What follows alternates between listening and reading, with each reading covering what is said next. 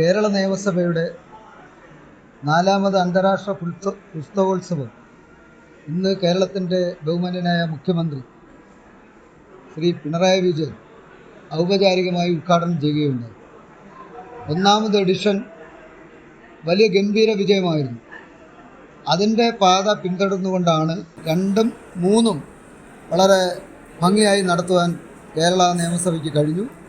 ധാരാളം സ്റ്റാളുകൾ 4ാമത്തെ എഡിഷൻ വന്നതോടുകൂടി ഇത് വളരെ ജനകീയമായി ഇന്ത്യയിൽ അറിയപ്പെടുന്ന ഒരു പുസ്തകോത്സവമായി കേരള നിയമസഭ നടത്തുന്ന അന്താരാഷ്ട്ര പുസ്തകോത്സവം വളർന്നു കഴിഞ്ഞിരിക്കുകയാണ്.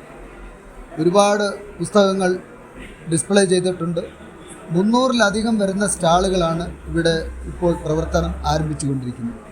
ഇന്നും നാളെയുമായി കേരളത്തിൻ്റെ വിവിധ മേഖലകളിൽ നിന്നും ധാരാളം ആൾക്കാർ, വായനക്കാർ നമ്മുടെ എല്ലാ സ്റ്റാളുകളിലും വന്ന് അവർക്കിഷ്ടപ്പെട്ട ഏത് ഗ്രന്ഥമാണോ, ഏത് പുസ്തകമാണോ അത് എടുക്കുന്നതിന് വേണ്ടിയുള്ള തയ്യാറെടുപ്പാണ്. കേരള നിയമസഭ ഇന്ത്യയിലൊട്ടാകെ സംഘടിപ്പിക്കുന്ന വളരെ പ്രധാനപ്പെട്ട ഒരു പുസ്തകോത്സവമാണ് ഇന്നിവിടെ 4ാം എഡിഷൻ നടക്കുന്നത്. തീർച്ചയായിട്ടും പുസ്തകങ്ങൾ വായിക്കണം. വായനയിലൂടെ ഒരു പുതിയ സംസ്കാരം നമ്മുടെ സമൂഹത്തിൽ സൃഷ്ടിച്ചെടുക്കാൻ കഴിയുന്ന തരത്തിലേക്ക് എല്ലാവരും ഇടപെടണം എന്നുകൂടി ഈ അവസരത്തിൽ അറിയിക്കുന്നു. എല്ലാ നന്മകളും നേരുകയാണ്.